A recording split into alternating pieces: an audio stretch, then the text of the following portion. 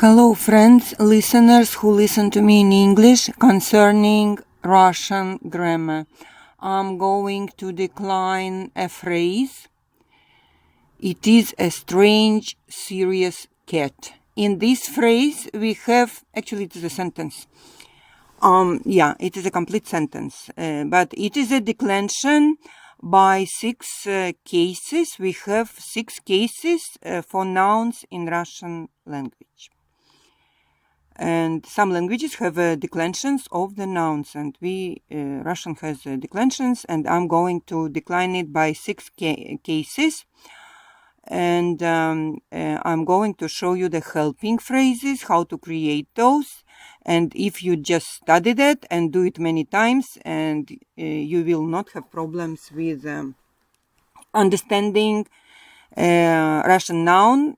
And here is with adjective. So I found very interesting picture of very interesting cat who is looking very serious, and he's kind of strange cat, and he's looking at you and he says, yes, you have to study this Russian grammar. He's serious about that. So let me repeat for you the names of 6 cases in English and then in Russian. They are all very logical. They have logics. Nominative, genitive, dative, accusative, instrumental, prepositional. You have to have them in this order, always in the same order.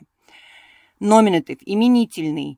From Russian имя, it says name of the thing or animal or a person name. And not proper name of a person like Zoya, my name is Zoya, but a human being, the name of an object, of thing, of a noun. Родительный падеж, genitive case. Genitive is gender. Родительный is from to give birth. Родительный падеж. Родить, рожать is to give birth to a child. Perfective, imperfective, their forms. Dative, дательный. The same as in English. Dative, well, in English is to give. Dative, but in Spanish is dar.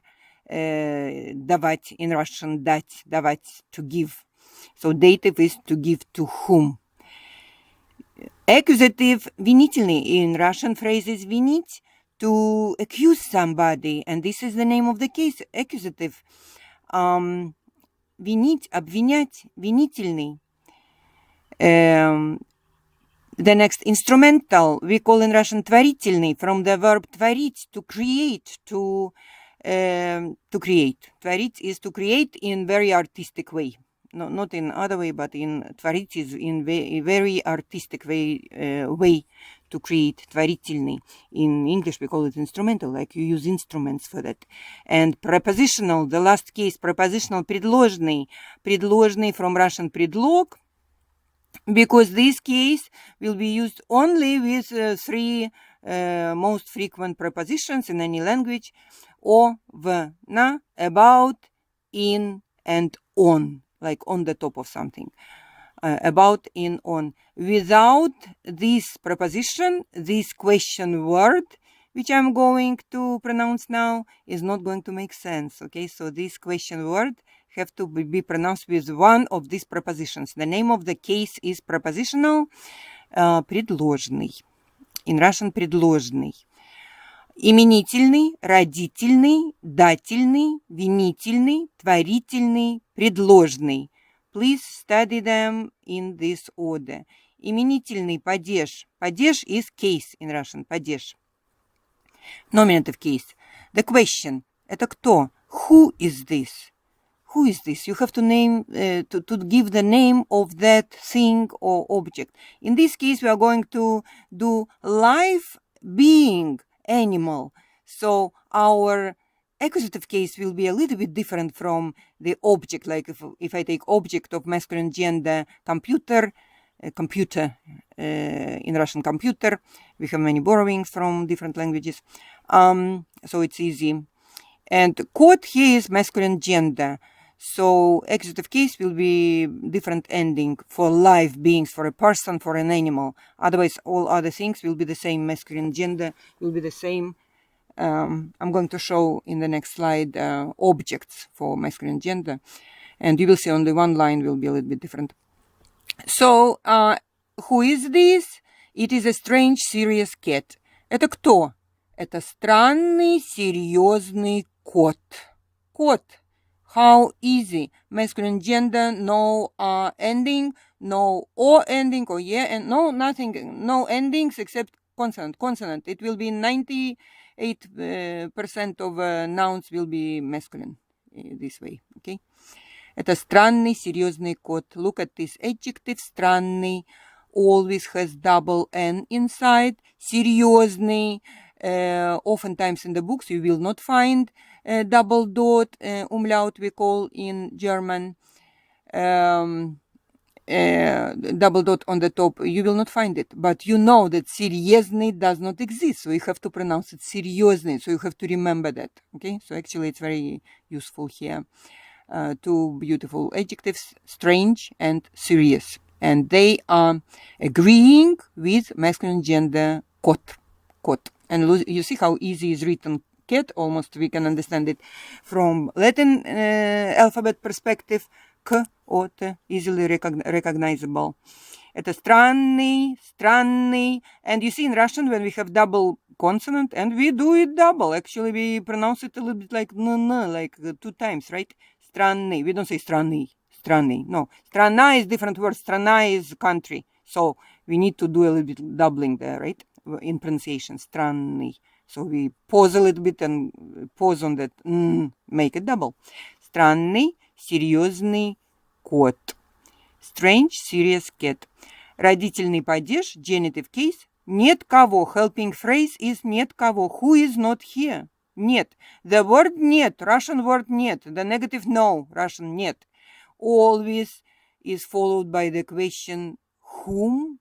A special question, not кто. If you say нет кто and take именительный падеж, nominative case question, it will not make sense. It will be wrong phrase. Nobody will understand you. Нет кого. We have to modify this question word into кого. Also, as you see, кого we spell with g, кого, but this will be not correct pronunciation, so we have to remember.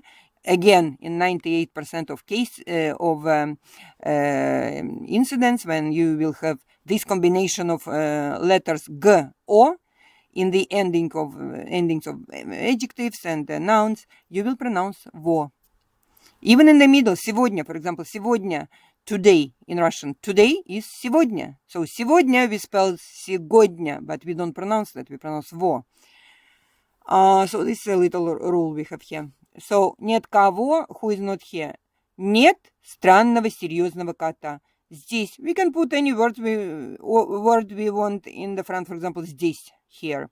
There is, in English we have convenient beginning of the sentence there. There is no strange serious cat here. In Russian I can start with здесь. Здесь нет странного серьезного кота. Нет странного серьезного кота. Let's remember, when O is not stressed, this is a big rule of Russian language. When O vowel is not stressed, we pronounce it just A. So I always repeat this many times in many lectures, that when O is not stressed, I always recommend to students to put little A on the top of that O. So when you read, you get used that it is not stressed. You have to pronounce A there. So странного, you see how I pronounce странного when it's written correctly, O. Странного, серьезного, A pronounced instead of O, which is you see written. Кота. Нет странного серьезного кота.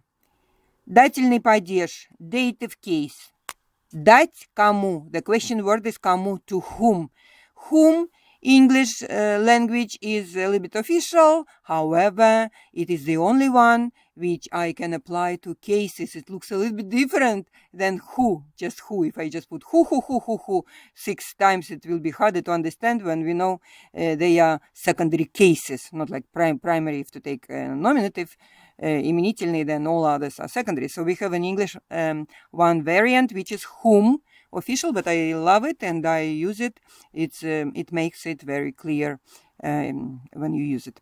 So To give to whom, дать кому. And here it makes good sense, because when I use this phrase for objects, you say, how can you give something to computer or something else, doesn't sound good. But to animal, to give food, it's very logical thing to do. So it falls here with very well, this helping phrase falls here very well with good logics.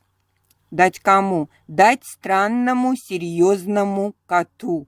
To give to strange, serious cat. Дать еду, for example, to give food. Дать странному, серьезному коту. Dative case, дательный падеж. The next, accusative case, винительный. Helping phrase. Я вижу кого. The question word, as you see, the same as in genitive. For accusative case, for live beings, animals and people. Okay, so вижу кого. So exactly will be the same thing as you see in genitive, because the same question. Вижу кого. The phrase is I see whom. Я вижу странного, серьезного кота. So with live things, accusative and genitive have the same question, and they will be the same line, the same thing. Я вижу. The phrase to create is I see. I see whom. Я вижу. Кого я вижу? Whom do I see? Whom do I see? Я вижу. Я вижу странного, серьезного кота. If you don't change the ending, you use just nominative there. Я вижу кот.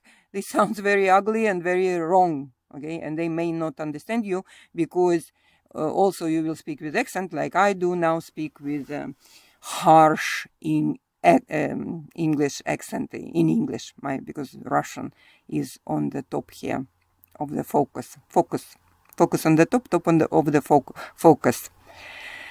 Okay, so винительный. Я вижу странного, серьезного кота. Я вижу. I see. Творительный, the next, творительный падеж, instrumental case, творительный. The helping phrase, I'm proud of whom.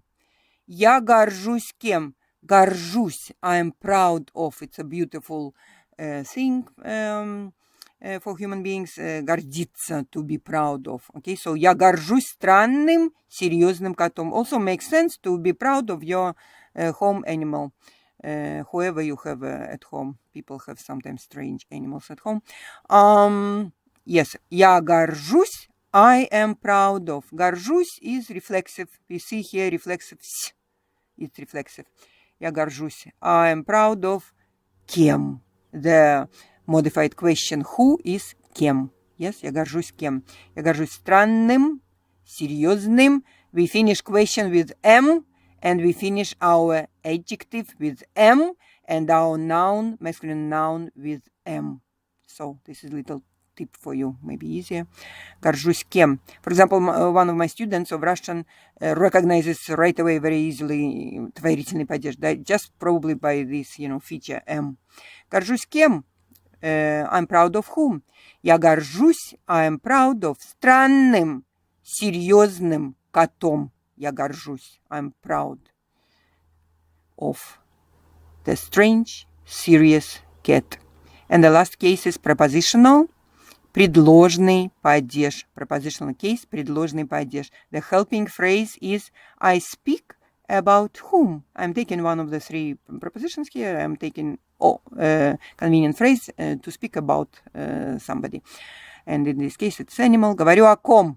I speak about whom. Я говорю. Говорю. I speak. Я говорю.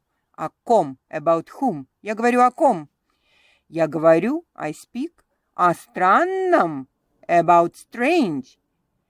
About serious. I speak. Я говорю о серьезном коте.